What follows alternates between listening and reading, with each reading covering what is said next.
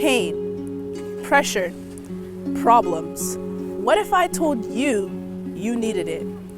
You see, as humans, we live our day-to-day life trying to avoid these very three things.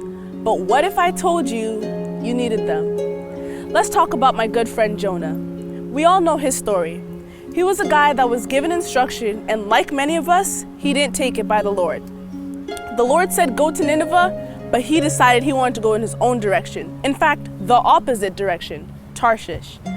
And when God told him to do this, the reason why he went short of God's path is because he wanted to live in his mode of comfort.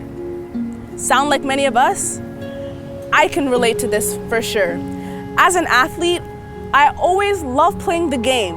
But when it comes to practice, that pain that I have to go through, the pressure of having to do extra push-ups, extra sit-ups, and putting in extra work always hurts a little bit more. But when Jonah had to go through the storm, he learned a valuable lesson. He remembered that through the storm, there was a promise that God had for him. So after going through the whole storm, after facing all these things, in fact, having to go in the belly of the whale, I could not even imagine, he ended up going back to Nineveh and preaching the message that God told him to do.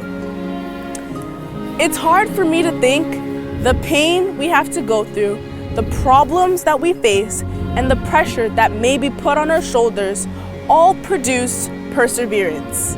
So when you look through your life and you think about the problems that you feel like you can't face, if you just turn to God and allow Him to take the pressure that is on your shoulders, you will be able to persevere.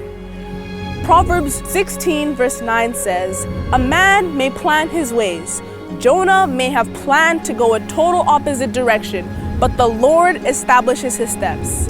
I, as a grade 12 student, may have planned to become many different things: a lawyer, a pastor, a businesswoman, maybe even a doctor. We don't know. But the Lord has already established the path that He would like me to go.